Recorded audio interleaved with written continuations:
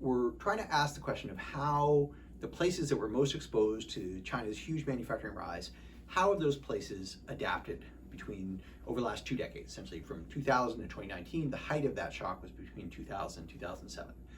But we didn't want just to ask about the places, but also the people who are there. And it's quite possible, in fact it turns out to be true, that the places have adapted a great deal. They're really quite different, but the people who were originally there have not moved on.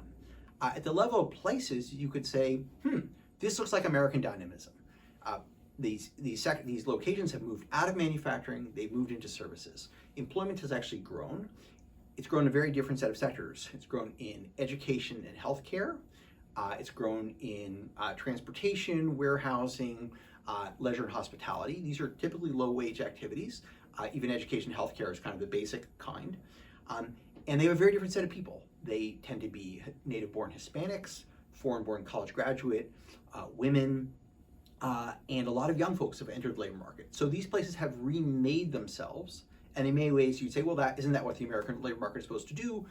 There's disruption, there's creative destruction, and it reconstitutes itself in some other way. And I think the answer there is, that's an encouraging story. Simultaneously, if you look at the individuals who were in manufacturing when the trade shock hit, which were primarily white, non-college graduate, native-born males, they have really not made that transition. Very few of them are working in non-manufacturing. You might have thought, they'll pick up and leave and go somewhere else. In fact, they were less likely to leave. They became less likely to depart. Fewer came in and fewer went out. They kind of stayed around. Not that many of them disproportionately have left the labor force. Instead, many are still in a contracting manufacturing sector, not at lower earnings levels, but with much lower earnings growth.